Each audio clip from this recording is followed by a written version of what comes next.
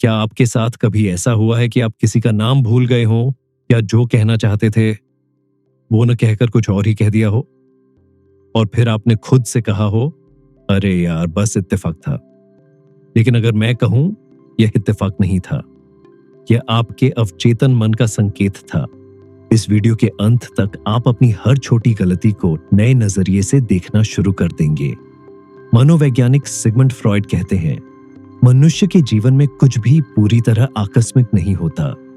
हम जो भूलते हैं, जो गलती से बोल देते हैं या जो चीजें बार बार खो देते हैं, उनके पीछे अवचेतन मन काम कर रहा होता है। और इसी विचार पर आधारित है उनकी प्रसिद्ध पुस्तक दी साइकोपैथोलॉजी ऑफ एवरीडे लाइफ। जरा एक पल के लिए सोचिए, आप दिन भर कितने ही फैसले लेते हैं। क्या पहनना है, किससे बात करनी है, किस पर भरोसा करना है, किस बात से डरना है। लेकिन क्या ये सारे फैसले आप सोच समझ कर लेते हैं? मनोवैज्ञानिक सिगमंड फ्रायड कहते हैं, हमारे मन का एक बहुत बड़ा हिस्सा हमारी जानकारी के बिना हमारी जिंदगी चला रहा होता है। इसी हिस्से को उन्होंने नाम दिया अवचेतन मन। चेतन मन और अवचेतन मन में अंतर, चेतन मन वह है जिसे आप जानते हैं, जिस पर आप ध्यान देते हैं। लेकिन अवचेतन मन वह है जिसे आपने दबा दिया, नजरअंदाज कर दिया या भूलने की कोशिश की। इस अवचेतन मन में छिपी होती है बचपन की यादें, अधूरी इच्छाएं, अस्वीकार की गई भावनाएं और डर, शर्म, अपराध बोध और वो सच जिसे आपने कभी स्वीकार नहीं किया। फ्रॉइड कहते हैं, मन बिल्कुल हिमखंड की तरह होता है। ऊपर दिखने वाला छोटा सा हिस्सा चेतन मन, नीचे छिपा हुआ विशाल हिस्सा अवचेतन मन जो दिखाई नहीं देता, वही सबसे ज्यादा शक्तिशाली होता है। आप सोचते हैं आप अपने व्यवहार को कंट्रोल कर रहे हैं, लेकिन अक्सर आपका अवचेतन आपको कंट्रोल कर रहा होता है। जब कोई अनुभव बहुत दर्दनाक होता है तो हमारा मन उसे दबा देता है। इसे कहते हैं दमन यानी रिप्रेशन। यह एक तरह की मानसिक सुरक्षा है, लेकिन समस्या यह है कि वह दबी हुई भावनाएं कभी खत्म नहीं होती। वे आदतों में बदल जाती है, डर बनकर उभरती है, रिश्तों को प्रभावित करती है और हमारे फैसलों को मोड़ देती है। आप नहीं जानते कि आप ऐसा क्यों कर रहे हैं, लेकिन आप करते चले जाते हैं। अवचेतन मन का असली खेल। अवचेतन मन सीधे बात नहीं करता, वह संकेतों में बात करता है, सपनों के जरिए, भावनात्मक प्रतिक्रिया के जरिए और छोटी छोटी गलतियों के जरिए। यही वजह है कि फ्रॉइड कहते हैं, हमारी रोजमर्रा की जिंदगी हमारे अवचेतन का आईना है। जरा रुकिए, अब एक जरूरी सवाल, अगर अवचेतन मन इतना शक्तिशाली है, अगर वह हमारी भावनाओं, आदतों और फैसलों को चुपचाप नियंत्रित करता है, तो फिर सवाल यह है, जब हम किसी का नाम भूल जाते हैं या जुबान फिसल जाती है या कोई जरूरी चीज बार बार खो जाती है, तो क्या वह सिर्फ गलती होती है या फिर अवचेतन मन उस पल हमें कुछ बताने की कोशिश कर रहा होता है? यही रहस्य हम समझेंगे अगले आगे। अब जरा ईमानदारी से सोचिए, क्या आपके साथ कभी ऐसा हुआ है कि आप किसी से कुछ कहना चाहते थे लेकिन मुंह से कुछ और ही निकल गया? या फिर कोई बहुत जरूरी काम था जिसे आप भूल ही गए? हम आमतौर पर कहते हैं, अरे यार इंसान हूं, गलती हो गई। लेकिन लेखक कहते हैं, इन गलतियों के पीछे भी एक मनोवैज्ञानिक कारण छिपा होता है। इन्हें ही फ्रॉइड ने नाम दिया पैराप्रैक्सिस यानी फ्रॉडियन स्लिप्स। कभी कभी हम अनजाने में वह बोल जाते हैं जो हम बोलना नहीं चाहते थे।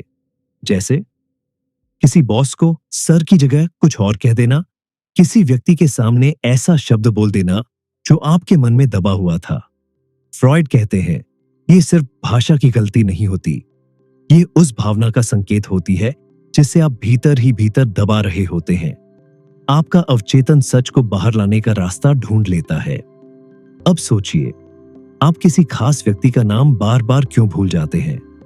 या कोई ऐसा काम जो आपको करना नहीं अच्छा लगता, वह आप अक्सर भूल जाते हैं। फ्रॉइड के अनुसार यह साधारण भूल नहीं हो सकती। हो सकता है उस व्यक्ति से जुड़ी कोई नकारात्मक भावना हो, उस काम से जुड़ा तनाव या डर हो, या फिर आपका मन उससे बचना चाहता हो। अवचेतन मन भूलने को एक हथियार बना लेता है। कभी आपने ध्यान दिया, चाबियां बार बार खो जाती है, जरूरी कागज गायब हो जाते हैं, मोबाइल कहीं रखकर भूल जाते हैं। फ्रॉइड कहते हैं, कभी कभी यह अंदरूनी विरोध का संकेत होता है। आप किसी जिम्मेदारी के लिए तैयार नहीं होते या किसी स्थिति से बचना चाहते हैं और आपका मन इसे ऐसे तरीकों से दिखाता है। हम अपनी गलतियों पर शर्मिंदा हो जाते हैं, लेकिन फ्रॉइड का नजरिया अलग है। गलती कमजोरी नहीं है, गलती खिड़की है। एक ऐसी खिड़की जिससे आप अपने मन के भीतर झांक सकते हैं। जब आप अपनी गलतियों को ध्यान से देखना शुरू करते हैं, आप खुद को समझने लगते हैं, अपने व्यवहार के पैटर्न पहचानते हैं और अपने रिश्तों को बेहतर बना सकते हैं। अब जरा यह सोचिए, अगर अवचेतन मन हमसे छोटी छोटी गलतियों के जरिए बात कर सकता है, तो फिर वह हमारे सपनों के जरिए क्या क्या कहता होगा। जब हम सो रहे होते हैं, जब चेतन मन शांत होता है, तब अवचेतन आखिर किस भाषा में हमसे बात करता है? क्या आपके सपने सिर्फ कल्पना है या वे आपके अवचेतन मन के सबसे ईमानदार संदेश हैं? इसी रहस्य को समझेंगे अगले भाग में। क्या आपने कभी ऐसा सपना देखा है जो जागने के बाद भी आपके दिमाग में अटका रह गया हो? कभी डराने वाला सपना, कभी बहुत अजीब और कभी ऐसा जिसका कोई सीधा मतलब समझ ही ना आए। हम अक्सर कह देते हैं, अरे सपना ही तो था, लेकिन लेखक कहते हैं सपने कभी भी बेवजह नहीं आते। सपने अवचेतन मन की भाषा होते हैं। दिन और रात का अंतर दिन में क्या होता है? हमारा चेतन मन जागरूक रहता है, तर्क, नियम और समाज की सीमाएं काम करती है। हम कई इच्छाओं और भावनाओं को दबा देते हैं, लेकिन रात में चेतन मन सो जाता है और अवचेतन मन बोलना शुरू करता है। जो बात आप दिन में स्वीकार नहीं करते, वही रात में सपनों के रूप में सामने आती है। सपने सीधे क्यों नहीं बोलते? ये बहुत जरूरी बात है। अवचेतन मन सीधी भाषा नहीं बोलता, वह बोलता है प्रतीकों में, संकेतों में, कहानियों में, क्योंकि कई सच्चाइयां इतनी गहरी होती हैं कि अगर वे सीधे सामने आ जाए तो मन उन्हें सह नहीं पाए। इसलिए सपना सच को ढककर दिखाता है। कुछ आम सपनों के संकेत अब ध्यान से सुनिए। उड़ने का सपना, आजादी की चाह, सीमाओं से बाहर निकलने की इच्छा, गिरने का सपना, नियंत्रण खोने का डर, असुरक्षा, पीछा किया जाना, कोई समस्या या भावना जिससे आप भाग रहे हैं, परीक्षा का सपना, खुद को साबित करने का दबाव, अंधेरा या रास्ता न दिखना, भ्रम, अनिश्चितता, जीवन की दिशा को लेकर डर। याद रखिए, हर सपना आपके जीवन से जुड़ा होता है, किसी और से नहीं। बहुत लोग डरावने सपनों से डर जाते हैं, लेकिन फ्रॉइड कहते हैं डरावने सपने आपके दुश्मन नहीं, आपके शिक्षक होते हैं। वे बताते हैं आपके भीतर कौन सा डर दबा है, कौन सी भावना अनसुनी रह गई है और किस सच्चाई से आप भाग रहे हैं। जो सपना आपको परेशान करता है, असल में वही आपको मजबूत बना सकता है। एक छोटा लेकिन शक्तिशाली अभ्यास। अगर आप सच में खुद को समझना चाहते हैं, सुबह उठते ही अपने सपने लिखिए। भले ही अधूरे हों, भले ही अजीब हों, कुछ दिनों बाद आप खुद देखेंगे कुछ पैटर्न उभरने लगेंगे और वहीं से आत्म जागरूकता शुरू होती है। लेकिन अब एक और गहरी बात। अब जरा सोचिए, अगर अवचेतन मन रात में सपनों के जरिए हमसे बात करता है, तो दिन में जब हम जाग रहे होते हैं, क्या वह बिल्कुल चुप हो जाता है या फिर वह किसी और तरीके से हमसे संवाद करता रहता है? जब आप बिना सोचे पेन तोड़ते हैं, बार बार मोबाइल देखते हैं या उंगलियां चटकाते हैं, क्या वह सिर्फ आदत है या फिर अवचेतन मन जागती हालत में भी संकेत भेज रहा होता है? इसी रहस्य को समझेंगे आगे। जरा खुद को अभी ऑब्जर्व कीजिए। जब आप तनाव में होते हैं तो आप क्या करते हैं? क्या आप बिना सोचे पेन तोड़ने लगते हैं, बार बार मोबाइल चेक करते हैं, उंगलियां चटकाते रहते हैं, अंगूठी, चेन या बालों से खेलते रहते हैं? हम कहते हैं ये तो बस आदत है, लेकिन लेखक कहते हैं कोई भी आदत बिना कारण नहीं होती। इन हरकतों को फ्रॉइड कहते हैं सांकेतिक व्यवहार, सिंबॉलिक बिहेवियर। जब कोई भावना सीधे शब्दों में बाहर नहीं आ पाती, तब वह हरकत बन जाती है। मन बोल नहीं पाता तो शरीर बोलने लगता है। यही वजह है कि आप बिना जाने भी अपने अंदर की हालत दिखा रहे होते हैं। अब ध्यान से सुनिए, क्योंकि यहां हर कोई खुद को पाएगा।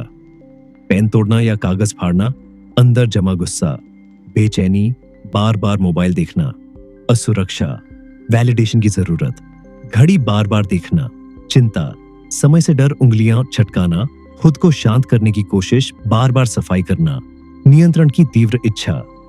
ये हरकतें छोटी लगती हैं, लेकिन इनके पीछे भावनाएं बड़ी होती हैं।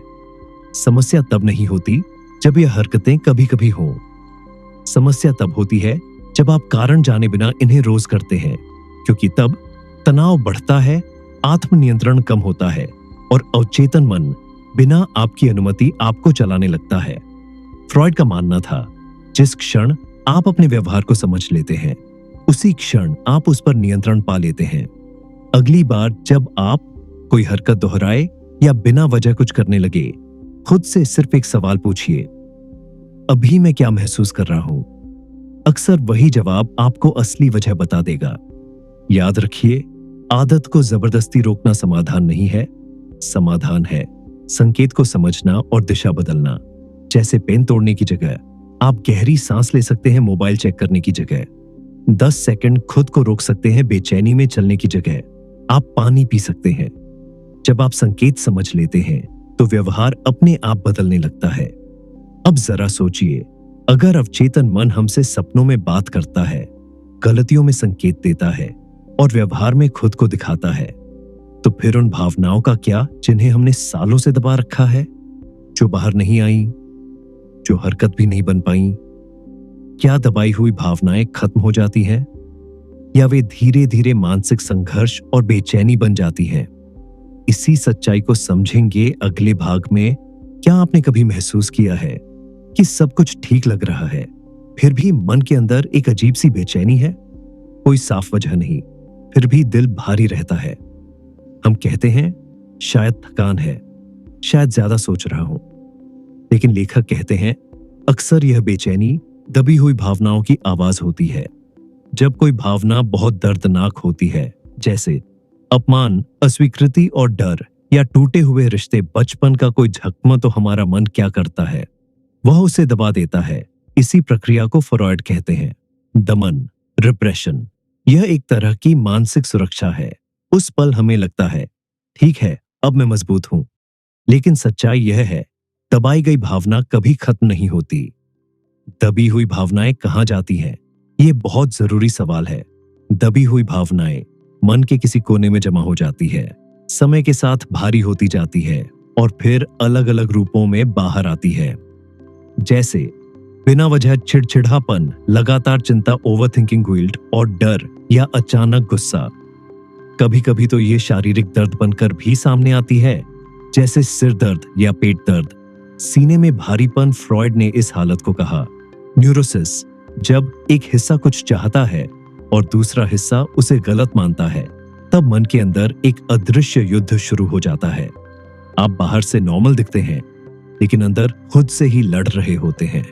यही कारण है कि कुछ लोग हमेशा गिल्टी रहते हैं, कुछ खुद पर भरोसा नहीं कर पाते और कुछ हर समय डर में जीते हैं। हम सोचते हैं बीती बातों को भूल जाना चाहिए, लेकिन फ्रॉइड कहते हैं जिस दर्द को आपने समझा नहीं, वह आपको चुपचाप नियंत्रित करता रहेगा। दमन हमें कुछ समय के लिए बचाता है, लेकिन लंबे समय में वही दमन हमारी मानसिक शांति छीन लेता है। उपचार की शुरुआत कहां से होती है? यहीं से सबसे जरूरी बात शुरू होती है। इलाज ये नहीं है कि आप दर्द को और दबाइए, इलाज ये है कि उन पापानी का आप उसे देखने की हिम्मत करें, अपनी भावनाओं को नाम दें, उन्हें गलत या कमजोरी न समझें और खुद से ईमानदार हों। कभी डायरी के जरिए, कभी किसी भरोसेमंद इंसान से बात करके, और जरूरत पड़े तो मदद लेने से भी पीछे न हटे। यही प्रक्रिया असली मजबूती है। लेकिन अब सबसे जरूरी मोड, अब जरा सोचिए, अगर गलतियां संकेत हैं, सपने संदेश है, व्यवहार आईना है और दमन संघर्ष की जड़ है, तो फिर सवाल यह है, इन सबको समझने के बाद हम अपनी जिंदगी में असल बदलाव कैसे लाए? क्या केवल समझ लेना काफी है या हमें अपने जीवन जीने का तरीका भी बदलना होगा? अब तक हमने क्या समझा? हमारी छोटी गलतियां ही संकेत हैं, हमारे सपने संदेश हैं, हमारा व्यवहार आईना है और दबी हुई भावनाएं हमारे मानसिक संघर्ष की जड़ है। अब सवाल यह नहीं है कि यह सब सच है या नहीं, अब सवाल यह है हम इस समझ के साथ अपनी जिंदगी कैसे बदले। सबसे पहली सीख, खुद से भागना बंद कीजिए। हम अक्सर क्या करते हैं? दर्द को टाल देते हैं, डर को नजरअंदाज करते हैं और खुद से कहते हैं सब ठीक है। लेकिन लेखक की सबसे बड़ी सीख यही है, जो आप महसूस कर रहे हैं उसे नकारिए मत, उसे समझिए। जिस दिन आप अपनी भावनाओं से लड़ना छोड़ देते हैं, उसी दिन आप भीतर से मजबूत बनना शुरू करते हैं। दूसरी सीख, अपनी गलतियों को शिक्षक बनाइए। अगली बार जब आपकी जुबान फिसले, आप कुछ भूल जाइए या कोई अजीब हरकत करे, खुद को दोष मत दीजिए। खुद से पूछिए, मेरे भीतर क्या चल रहा है? यही सवाल आत्म जागरूकता की शुरुआत है। गलतियां आपको कमजोर नहीं बनाती, उन्हें न समझना आपको कमजोर बनाता है। तीसरी सीख, अपने सपनों को नजरअंदाज मत कीजिए। आपके सपने डराने के लिए नहीं आते, उलझाने के लिए नहीं आते, वे आते हैं आपको सच दिखाने के लिए। जब आप अपने सपनों को समझने की कोशिश करते हैं, तो आप अपने भीतर छिपी इच्छाओं, डर और संभावनाओं को पहचानने लगते हैं। सपने सुनिए, वे आपको आपसे मिलवाते हैं। चौथी सीख, अपने व्यवहार को ऑब्जर्व कीजिए। आप जो करते हैं वह सिर्फ आदत नहीं होता, वह आपके मन की स्थिति को दर्शाता है। बेचैनी में मोबाइल देखना, तनाव में छोटी हरकतें, चुपचाप खुद को रोकना, ये सब संकेत हैं। जिस दिन आप इन संकेतों को पकड़ना सीख गए, उस दिन आप अपने जीवन की स्टीयरिंग खुद पकड़ लेंगे। पांचवी और सबसे गहरी सीख, भावनाओं को दबाइए मत। मजबूत बनने का मतलब भावनाहीन होना नहीं है। मजबूत बनने का मतलब है अपनी भावनाओं को देखने, स्वीकार करने और समझने की हिम्मत रखना। दबी हुई भावनाएं आपको अंदर से तोड़ती है, जबकि समझी हुई भावनाएं आपको आजाद करती हैं। यह किताब आपको यह नहीं सिखाती कि आप परफेक्ट कैसे बने, यह आपको सिखाती है कि आप खुद को ईमानदारी से कैसे समझें। और यही समझ आत्मविश्वास बनती है, संतुलन बनती है और एक बेहतर जीवन की नींव रखती है। अब जरा सोचिए, अगर आपकी गलतियों, आपके सपने, आपका व्यवहार और आपकी भावनाएं सब मिलकर आपकी कहानी बता रही हैं, तो फिर सवाल ये नहीं है कि आप कौन हैं, सवाल ये है कि क्या आप उस सच्चाई को सुनने के लिए तैयार हैं जो आपका मन आपसे कब से कह रहा है। इसी के साथ हम पहुंचते हैं इस वीडियो के अंत तक। अब जरा एक पल रुककर अपने बारे में सोचिए। आपकी जिंदगी में जो भी हुआ, जो गलतियां ने हुई, जो सपने आए, जो आदतें बनी और जो भावनाएं आपने दबा दी, क्या वे सब सच में बेकार या व्यर्थ थीं? हमारे जीवन में होने वाली कोई भी छोटी चीज बिना अर्थ के नहीं होती। अक्सर हम खुद से कहते हैं, मेरे साथ ही ऐसा क्यों होता है, मैं ही ऐसा क्यों हूं। लेकिन सच्चाई यह है, आप टूटे नहीं हैं। आपका मन बस लंबे समय से अनसुना रहा है। आपकी गलतियां आपकी कमजोरी नहीं है, वे आपके भीतर छिपे सच की ओर इशारा करती है। आपका अवचेतन मन आपको नुकसान पहुंचाने के लिए नहीं, बल्कि आपको सच दिखाने के लिए काम करता है। सपनों के जरिए, भावनाओं के जरिए और रोजमर्रा की छोटी घटनाओं के जरिए जब आप इन संकेतों को समझना शुरू करते हैं, तब आप खुद से डरना बंद कर देते हैं। और यही असली आजादी है।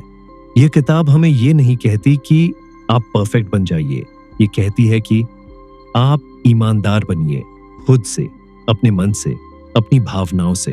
क्योंकि जिस दिन आप खुद को समझने लगते हैं, उसी दिन आप खुद को बदलने की ताकत भी पा लेते हैं। तो आज वीडियो के अंत में खुद से सिर्फ एक सवाल पूछिए, क्या मैं अपनी गलतियों से भागता रहूंगा या उन्हें समझकर एक बेहतर इंसान बनने की शुरुआत करूंगा? फैसला आपका है, लेकिन याद रखिए, खुद को समझने की यात्रा सबसे कठिन भी है और सबसे जरूरी भी। अगर यह वीडियो आपको सोचने पर मजबूर कर गया हो, वीडियो को लाइक कीजिए, इसे शेयर कीजिए उस इंसान के साथ जिसे खुद को समझने की जरूरत है। चैनल को सब्सक्राइब कीजिए ताकि ऐसी ही गहरी, सच्ची और जीवन बदलने वाली किताबों का ज्ञान आप तक पहुंचता रहे। और कमेंट में जरूर लिखिए, मैं खुद को समझने की यात्रा शुरू कर रहा हूं।